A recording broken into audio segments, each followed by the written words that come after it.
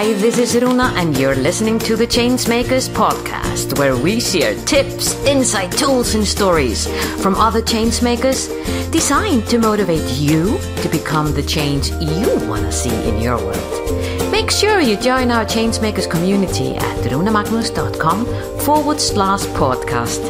And now, this is your time to sit back, relax, and enjoy. Becoming a TEDx speaker, you have to listen to my guest, Dolores Hirschmann. She is an international recognized strategist, clarity coach, a TEDx organizer, speaker, and author. She has over 20 years experience helping entrepreneurs and organizations realize their potential by guiding them to clarity of messaging and core idea, clarity of business model, and clarity of action. You're going to love this as she shares simple tools, simple steps that you can use instantly today to become the next TEDx speaker and change your world. Here's the guest, Dolores Hirschmann.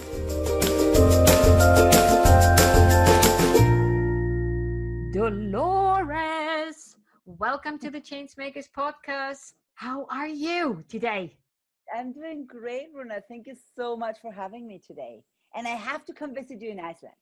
Yes, you do. You do. Because I think someone that is originally, and now I'm going to put you into a box.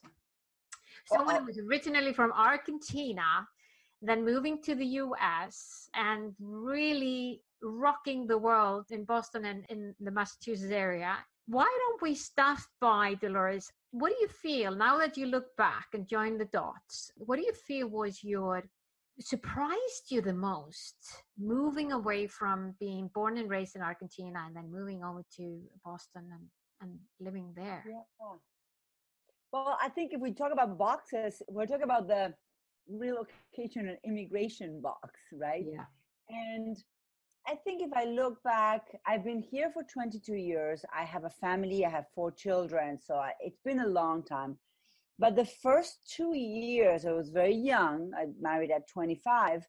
And I moved from downtown Buenos Aires, which is a big, active city, to a very beautiful coastal, suburban outskirts of Boston. I won't lie, I cried for 2 years. And I think the most surprising for me was there is this box of if you're from somewhere else, people will not include you or connect with you.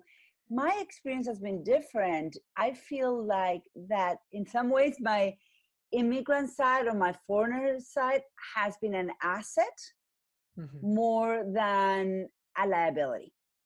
Wow. Because I think maybe the way I managed or navigated this process, I maybe used it that way unconsciously. I don't know, but I never felt that. I never expected to be discriminated. I mean, I think sometimes we put ourselves in boxes and we create an expectation of how the world will react.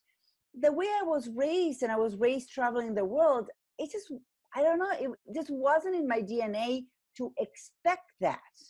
Yeah. And so I don't know if that's what did it or not, but I didn't receive it. I mean, I can tell like after 22 years, there's a couple of very tiny moments, and they usually were moments that it was used against me in a conflict or in a moment where there was a relationship and there was anger from the other person.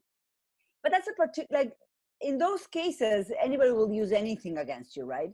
But in regular life, integrating into the community here, raising my children, I was always praised for bringing that diverse side. Like my girlfriends, I live in a small community, and my children are friends with my girlfriend's children. And like they would come to our house and they would have meals that were Argentinian. And my friends would be so happy that I had exposed their children, I don't know, to a new food, a new way of eating, whatever it was. So that box has served me well. Yeah. It sounds to me the power of mindset and the program that you have. Program. Yeah. So your program, hey, I'm cool. I can do this in a cool way. Exactly. Your work in the world, helping other change makers to craft their message, has been remarkable. You have a really fabulous track record. And as I know, so many of our listeners are change makers who want to make a mark in their world. And, crafting their message is one of the core things that they need to do. What do you say to people who are in that space in their lives that they want to step up their game, want to even become a TEDx speaker, which I know you do a lot of work with? What is the secret sauce? So, yeah, I feel like the gatekeeper of our impact is our message. What I mean by that is that we are holding, an idea, a process, a methodology, a way to better the world. We hold it usually, we talked about ideapreneurs, right? These are entrepreneurs are saying yes to an idea for impact. And we hold it right here because, yes, it's an intellectual process, but there's a lot of heart in it.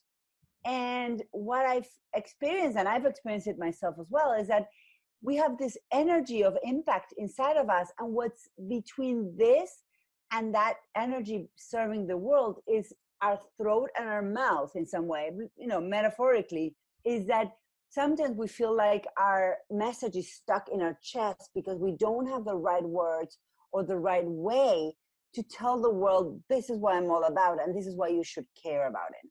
Yeah. And so in my work, yes, I specialize in clarifying the message first, because it's almost like opening the dam. And once you clarify the message, the work flows out. Because what happens is the message builds the river, and then you can flow, because then you have people who are responding to that message, and the conversation and the engagement begins. And now you begin to change the world, like your change makers. Yeah. And it is tricky. It is really tricky. When you were explaining the and showing me how it can be almost like feels that it's stuck in your throat and in your mouth, and you feel, I think this is so often such a big thing for entrepreneurs and change makers who want to make that change, to be able to communicate their vision.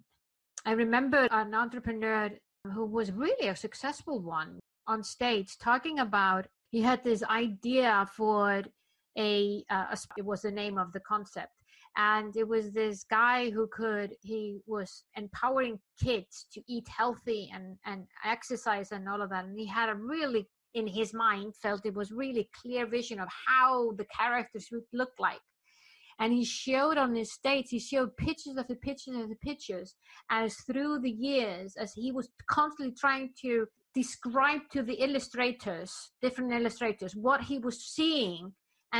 And we could see how they basically never got it till I think it took him 5-10 years just to get that description, what that character should look like. So I can just imagine what you're doing can shorten that period dramatically. Yeah. So can you share then with us, is there a process to go from, or what do you recommend that they do? So yeah, it's definitely a process, and I'll give you a little bit of history because I think this is going to help think it through. I've been a communications and business strategist for many years. I'm also a trained coach. So I'm a life coach, executive coach. So I am very well versed in the world of going in and understanding and clarifying our own internal feelings. And so it was, and I am passionate about ideas. That is why a few years ago in 2015, I volunteered to lead a TEDx event here in Massachusetts. And it's kind of in the combination of all those things and all those experiences that I've had that I realized, as I was volunteering on TEDx and coaching speakers to take on my stage, I realized how we are so good at talking about what we do, but we're not so good about talking about what we stand for. And the difference is radical, because many people won't necessarily understand what we do because it might be foreign. They might not be exposed to jargon or whatever. Mhm. But if we are able to successfully share what we stand for, which has to do with values, has to do with vision, has to do with change, has to do with impact, that is actually usually language that is much more transferable and able to communicate more efficiently. And so the audience will connect what they stand for with what we stand for, and then there's a match. Uh-huh. And only when that happens can we then talk about what we do. Because honestly, here's the thing. I always say that we human beings walk around the world with these antennas, and we're really looking for people, experts, I don't know, people that will solve our problems, the focus of our attention, right? Whatever we are focusing on, our desires, or maybe a challenge that we have, we're out there looking for support, consciously or unconsciously.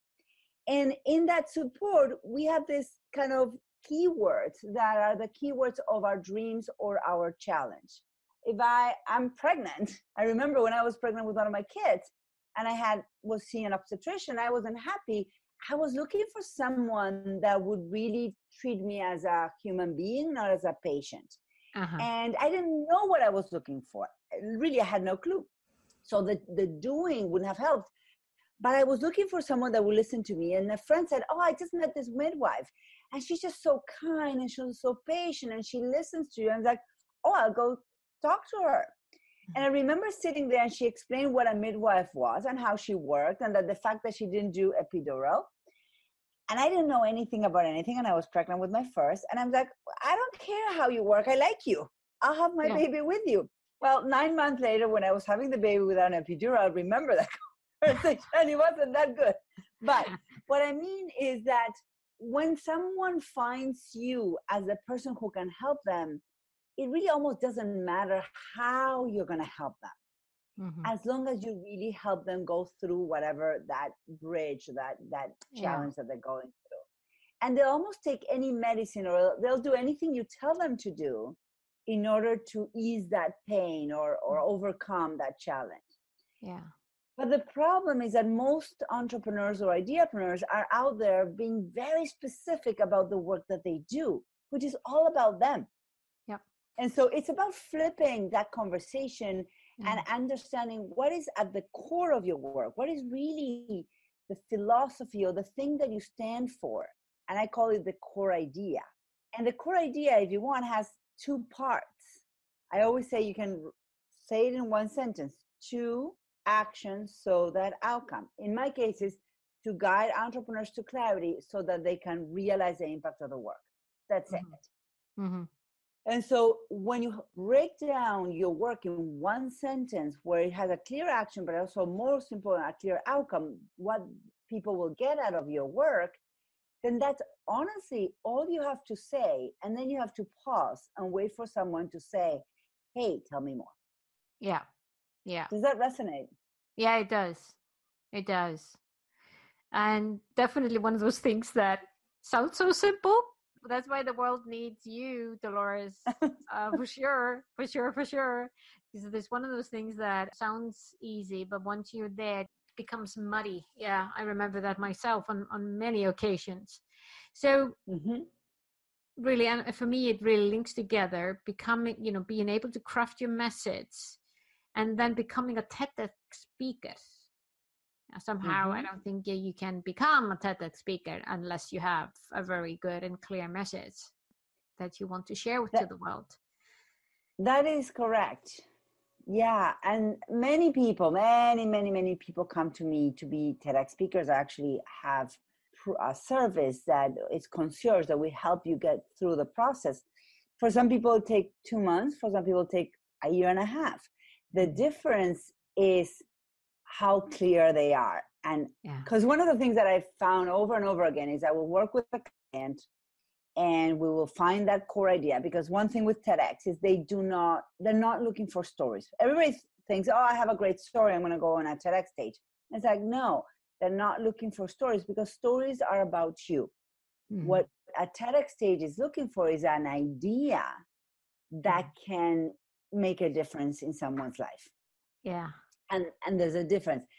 And And so when you're applying for a TEDx, the first question they're going to ask you is like, what is that idea? And you have to be able to say it in a short sentence. Yeah. And then they'll ask, okay, so tell me more about this idea and why are you the messenger for this idea? Because I believe that we're all gifted with an idea. We were in some ways selected to bring an idea forth. We can say no, or we can say yes. But let's say that we say yes and we commit to it, then the world starts to make sense, because the world will start to, you realize that in one weird way or another, every single thing and experience and certificate and learning and university and whatever has happened in your life, all of a sudden, all makes sense. Yeah. In a very strange way. Yeah. Wow. Yeah. And so it's really about finding that core idea of who you are, and then allowing your life to come together to support that idea. And it all falls into place. Yeah. That sounds like the concept of having a very clear intention, paying attention to it, but then going to no tension to allow it to happen. You said it beautifully. Intention, focus, attention, and then release, no tension.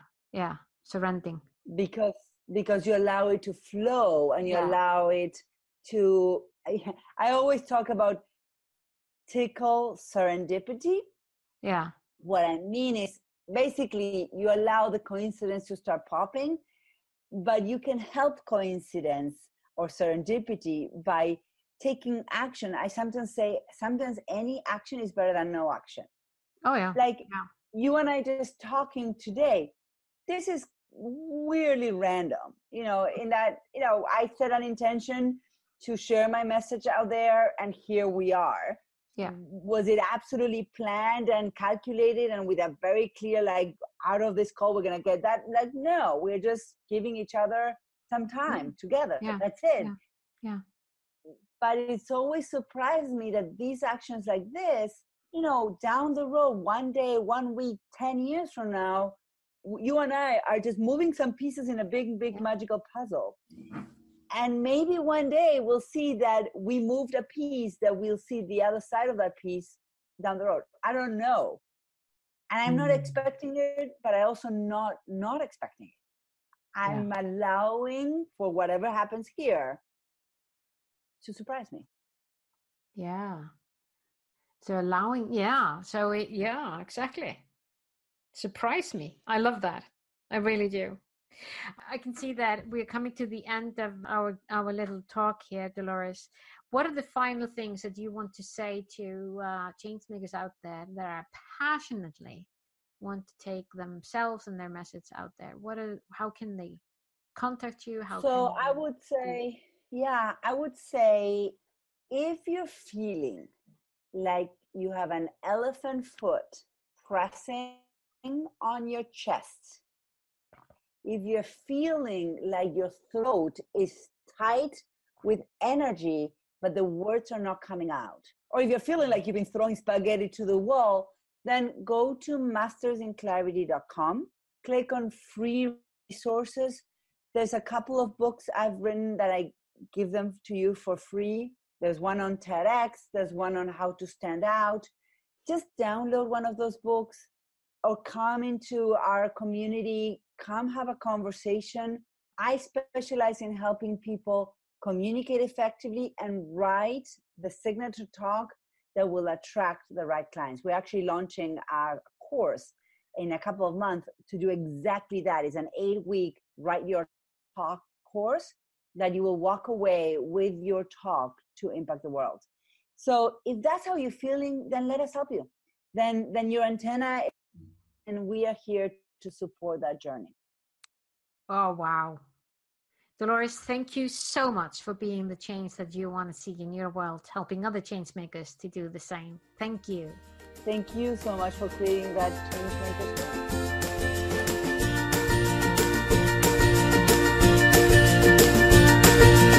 Was this podcast of value for you?